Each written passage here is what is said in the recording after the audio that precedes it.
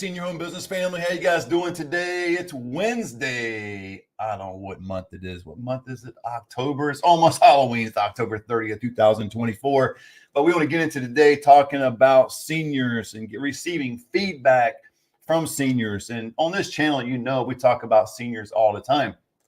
And that's exactly what we do. We help, we assist, we put seniors first. I believe in this industry or any business that has seniors part of the equation needs to be an advocate for seniors. And so that's what we do on this channel.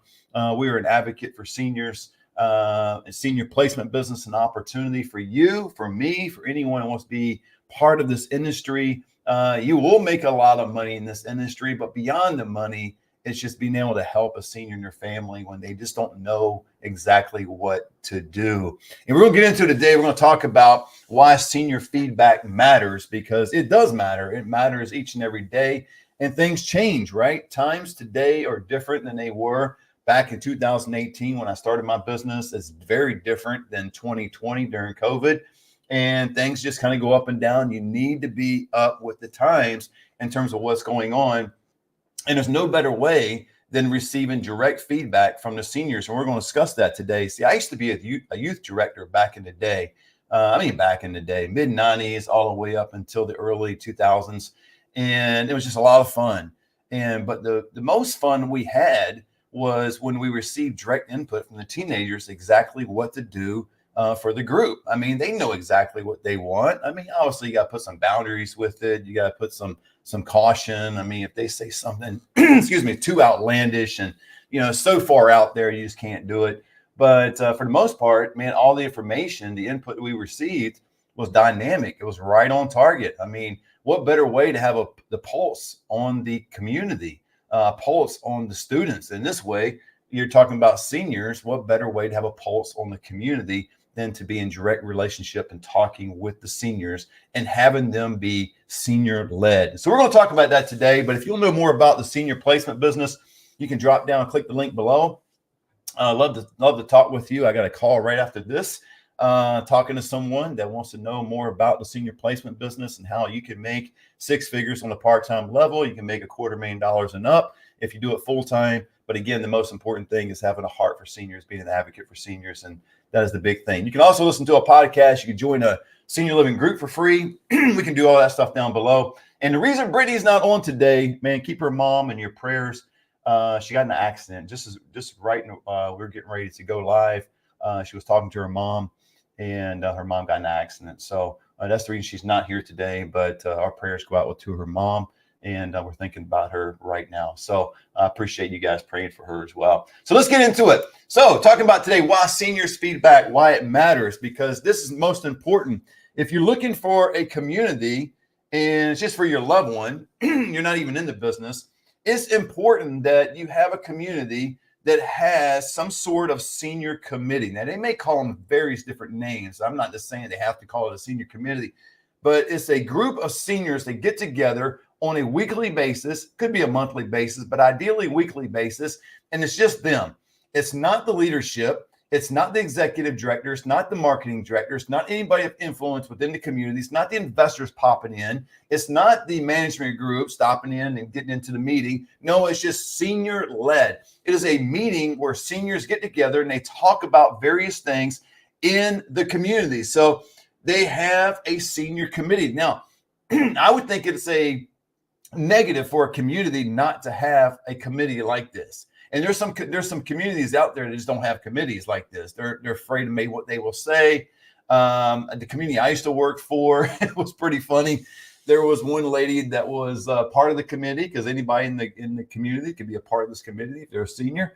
And she was there, and she was very outlandish, man. She just was seemingly negative. Everything the community did just was never up to par, was never the right thing to do. And, you know, she would oftentimes intentionally or unintentionally sabotage tours that would come by, right? So you always had to schedule a tour, making sure that she was nowhere in the general area as your family would walk by, because if not, she would shout out certain things. And so anyway, you got to be careful with that. But there was a lot of good that came out of that. I mean, you think in terms of activities, you think in terms of food quality, think in terms of care, service, a lot of different things they want. And go back to the activities real quick. I think that's so important because there's some activities that you and I might not think that's that important. And we might not think that that would be considered fun. But the seniors get together and who knows what they like, right? What their desires are. And so they might get together and say these activities are a lot of fun. So you want to look for a community that has a senior committee. So if you're looking for your loved one or you're a senior placement agent, I definitely would ask that question. Say, hey, do you have a senior committee? You have a group of seniors to get together on a regular basis, once a month, once a week, something like that. And you'll get an obvious answer, yes, or you'll get an answer, no, whichever you get.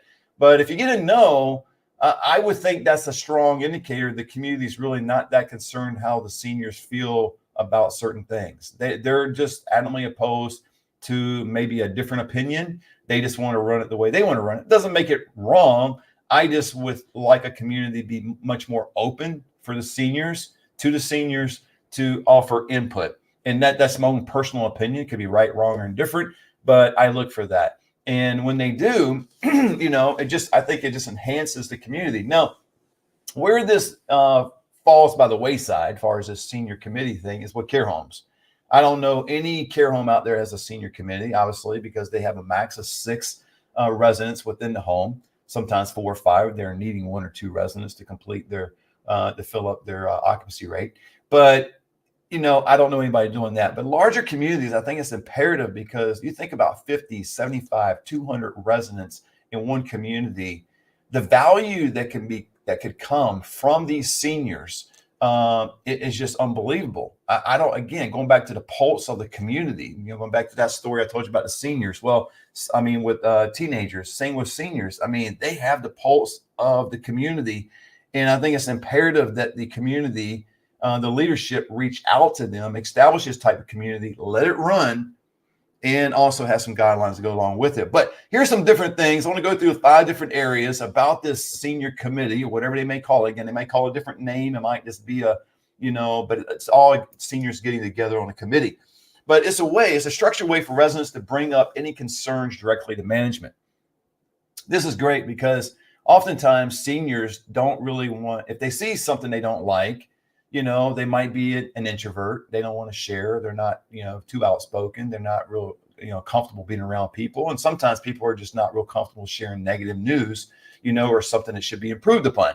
So this is a structured way for residents to bring up any concerns directly to management. And so it's a way where someone there in the committees is taking notes, and they're able to submit these notes to oftentimes the executive director. The executive director will then have a meeting with the marketing directors, and then it'll be pushed up the chain, if need be, to the management group. And so you got the regionals involved. And if it gets real hot and heavy, needs to be a big change, you'll go to the investors. But at least goes to the executive director, marketing director for some immediate discussion, some possible changes. Could be big things, could be small things. Now, the bigger the item, it goes up the chain, right? It goes up the food chain. The smaller the item is something they can make some adjustments within the community, i.e., let's say food. Okay, we don't like cheese on our burgers. We just want regular burgers. God dang, save costs for the community, charge us less money. We don't want cheese. Now, I know that's kind of a weird example, but it could be something as basic as that. Well, if something as basic as that, they don't need to go up the food chain, to the regionals and investors. They just make that change. Just leave the cheese off the burgers because the residents don't like it, right? So again, if you don't ask the residents, you just won't know that many of them don't like cheese on their hamburgers, right? They don't like cheeseburgers. They want a regular hamburger. So it's just a structured way for them to bring up concerns, right? It could be maybe in the evening, they're concerned that there's not enough lighting down a certain hallway. So when they go out, they get a cup of coffee at 10 o'clock at night. Most seniors are already asleep, I know, but some are night owls. They go up and get a cup of coffee and then notice the area where the coffee is at is not well lit, or down a certain corridor is awfully dark. Can you put some more lighting right here, please? See, that would be helpful. And how's that helpful? It satisfies the senior going to get coffee, but it also maybe prevents an injury, maybe prevents someone falling, maybe prevents someone in their wheelchair and they hurt their hand because they're getting too close to the wall because they can't really see that well because it's not real well lit in that hallway. So it's just a structured way to do that. Number 2 it's a committee oftentimes helps organize the events and activities to align the residents' interests. Again, I mentioned this earlier, but some activities. I noticed one activity of this independent community I go to, they do a lot of Wii bowling. I don't know a whole lot of communities in my area that do this. Now, some of them, the independents do, because they actually hold these Wii bowling tournaments, which is so cool. I think it's so awesome, right? And a lot of these seniors have gotten involved with this. I know one resident I actually placed there a number of years ago. When he went, he had zero interest in Wii bowling. It was not one of the reasons why he selected the community, even though we went by and just so happened we walked by, did a tour one day. They had a number of activities, and they weren't staging it. This community has a lot of activities, and he had no interest in Wii bowling. It took him maybe a week or two. He already developed some friendships, and then he went, and before you know it, he was telling his son, "Hey, I got to go, man. I got a tournament." And he started entering this Wii bowling thing. So it's just, you never know what the seniors' interests are unless you ask them. And what better way to ask them than, instead of going around individually asking them, and just have a committee and have them once a week or at least once a month. I say once a week. I think that's so important because it's fresh on seniors' minds, right? If you have it once a month, it's not bad. But there's things like maybe the lighting in the hallway, going to get the coffee kind of thing. Maybe they forget about that, right? Maybe they haven't gotten up, or went down the hallway at 10 o'clock at night for the last 2 weeks, and just out of sight, out of mind. So I like the every week kind of deal. And so you're able to get the seniors' input. Number 3, some committees have a say in decisions about physical improvements, such as enhancements to shared spaces, dining options, safety features, anything like that. They can mention some of these things, right? The dining options, we mentioned the cheeseburger kind of deal, but maybe it's a way they don't like the way the tables and chairs are set up.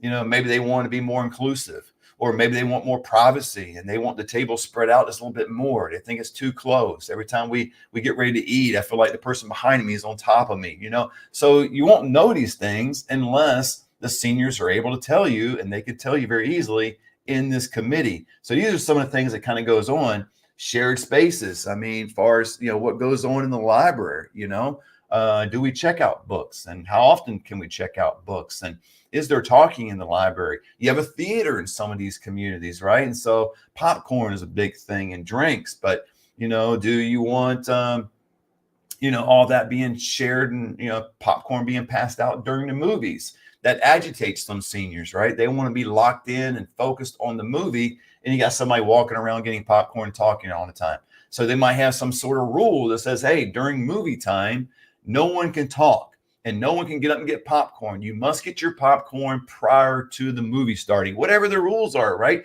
So these are some of the things that the senior committee can do to help enhance the experience of the community. I remember my grandmother, back when I was a teenager, I don't remember a whole lot about her being in assisted living, but she went for a short stint before she passed away. And her biggest thing was on Friday night, she told me, she says, Matthew, and she called me Matthew. She goes, Matthew, just let you know, if you have anything going on Fridays, I will not be able to go. I'm so sorry. I said, that's okay, Grandma. What's going on? She goes, every Friday night, movie night, I'm responsible for the popcorn. And she was so excited about that. See, that gave her an opportunity to do something to contribute back to the community. So, obviously there are movies, you want popcorn, you want some sort of drinks, maybe some candy, whatever it is. But decisions need to be made in terms of when that popcorn is distributed. Can people just get up in the middle of the movie and go get it? Is the popcorn machine in the back of the room, in the front of the room? Is it accessible? Oh, it's minor details, right? And what's so cool about these senior committees, the leadership doesn't really have to get involved with all this stuff, right? If the leadership would make these rules, it could come across legalistic. It really could come across like, oh my gosh, they don't allow us to get up and get popcorn. Oh my Lord, I can't stand it. I mean, I'm 30 minutes into the movie, I'm done my popcorn, I want some more.